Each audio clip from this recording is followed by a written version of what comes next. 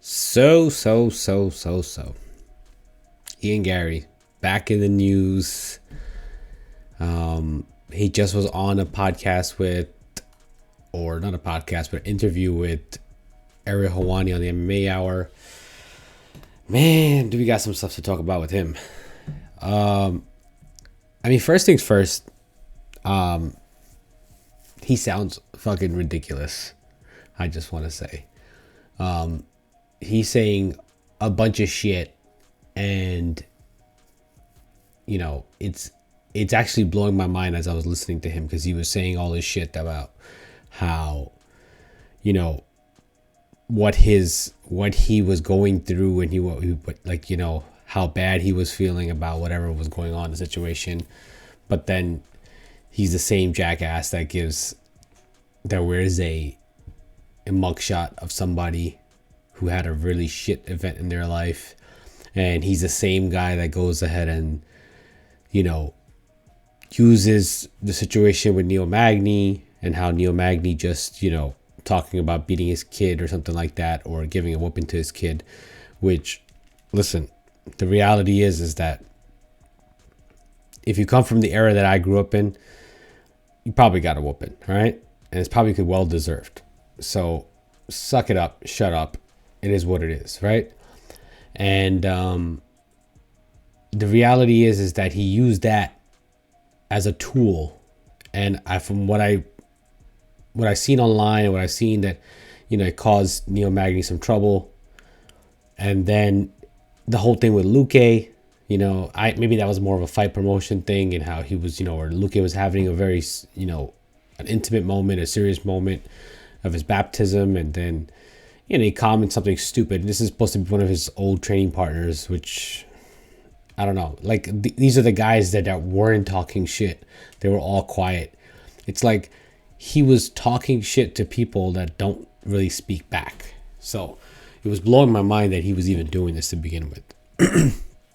And, I want you guys to listen into some of this stuff, and then I'll comment on it. But, let's just jump into it. Let's take a quick look at it.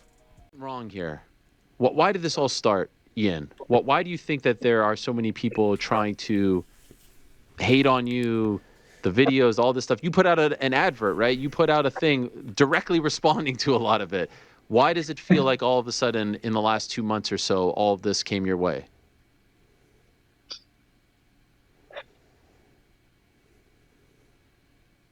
I feel like a lot of people are sheep, and a lot of people believe some ridiculous things online and they run with it. And then a lot gets kind of Chinese whispers taken out of context. And a lot of people don't understand my personal life, or anything to do with it, or anything to do with me, my family, my team. So he's saying a lot of people are sheep and whatever he wants to say. The reality is that if you put your life out there, especially on social media, and you're obviously somebody that is well known, and you put all this information out there, then people are going to comment on it, and people are going to say things, okay? People are only going to say what they see. I mean, speculation's always there, but people are only going to say what they see mostly, right? And so all like the MMA media outlets, anybody who was talking about it, they were just talking about the shit that was in front of their face, right? So it's like, this is what we're seeing, so this is what we're saying. And it wasn't like people were just making up shit, or making up stories. It's kind of, you let it all hang out, buddy. So I don't know what you're talking about. So this is pretty funny. It might have all come my way because of my success and my rise. Yeah, I don't know about the success part. It's not because all of his success. In fact, people were a fan of this guy for the longest. Even I have said in my videos before that he is a real contender, he's a real fighter, but then he just kind of shits the bed by saying stupid shit. And he wants to be Conor so bad. He wants to be, a disruptor. And I don't think he's been going about disrupting the right way. Let's put it that way. And when I say disrupting the right way, I mean in the sense where if you are gonna dish it out, then you got to be able to take it. Simple. You know, I mean, if you're gonna say shit about people's personal lives, then be prepared to people to come after yours. So here's another one. You were a hot topic because you wore the T-shirt with the mugshot and whatnot. Yeah. Was there any part of you that came to the realization like, hey, if I'm going to be a disruptor, I'm going to have to deal with what comes with that?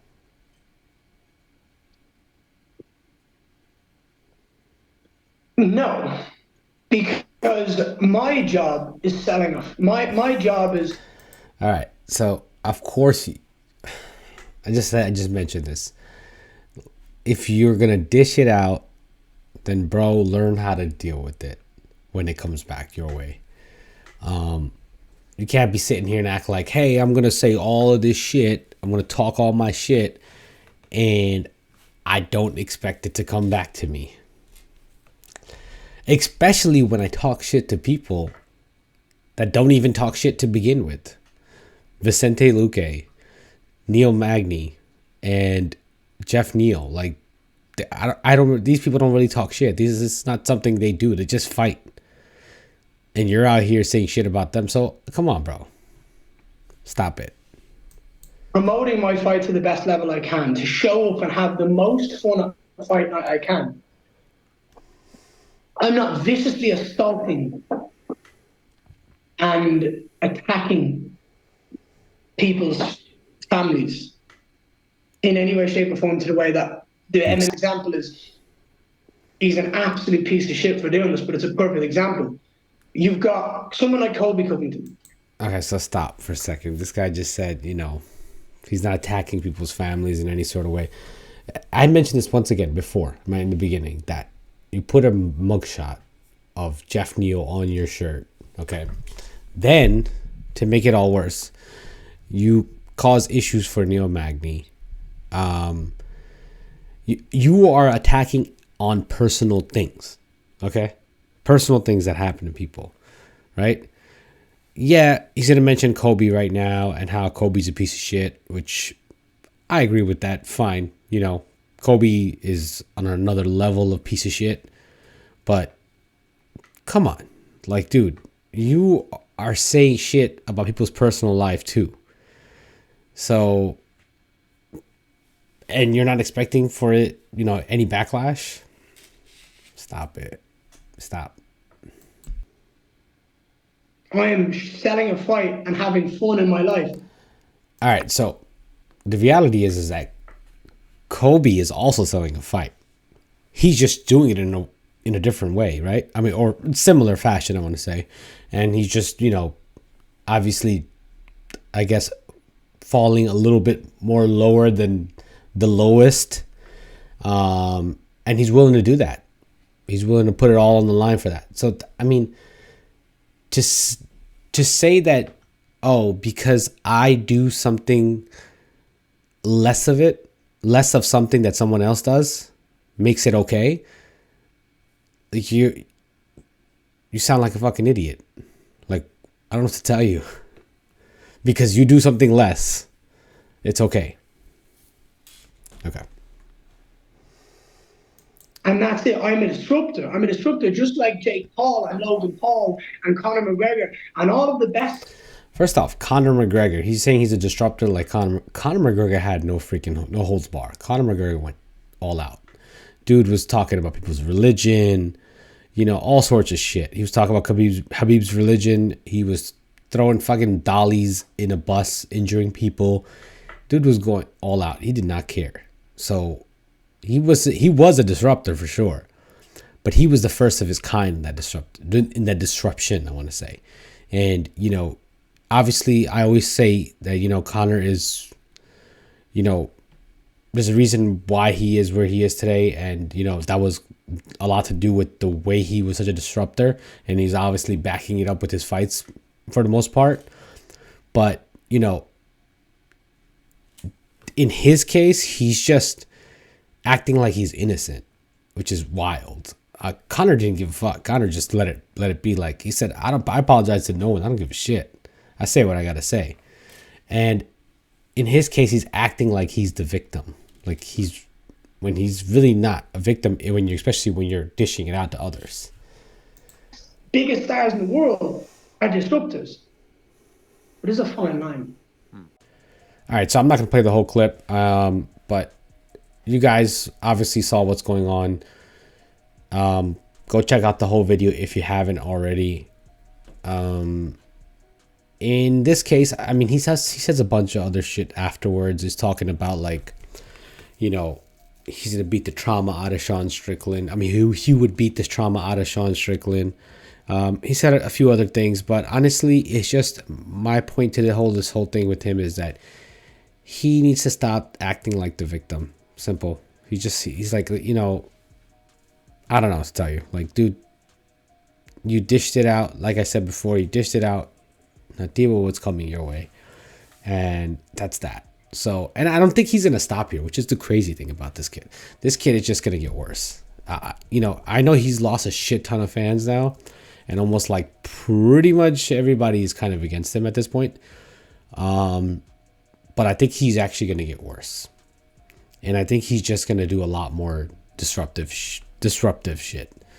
I want to see it. I'm tuning in, right? We're all tuning in still. I mean, listen, some of his disruptive shit is working. But like I said, my point is not that he stops doing it. My point is that just if you're going to do it, just make sure you're okay with whatever's coming back to you too. I mean, Kobe says some of the most vile shit, but that man should sometimes win an Oscar. I mean, he probably should win an Oscar because the dude sticks to his role like nobody else. This guy never gives up on it. I don't know how the hell he thought he won his last fight. But he just sticks to it. And then he goes after Wonder Boy afterwards. Like, Wonder Boy's talking shit. I'm like, that's the only guy he's going to go fight because he knows that's like the guy he's going to go take down and just hug him and crotch sniff most of the fight through. He doesn't want to fight most of these guys coming up. I mean, he wouldn't want to fight Ian Garry because big chance Ian Garry takes his head off. Simple. But yeah, I'm not going to go too far into this at this point. Let me know your guys' thoughts. Let me know what you guys think about this whole interview. Is Ian Garry the victim here? Or he needs to just man the fuck up? I'll see you guys in the next one. Hey guys, thanks for watching. Please don't forget to like this video. Also, if you're enjoying the content, please consider subscribing and don't forget to hit the bell icon so you can see all the new videos I upload.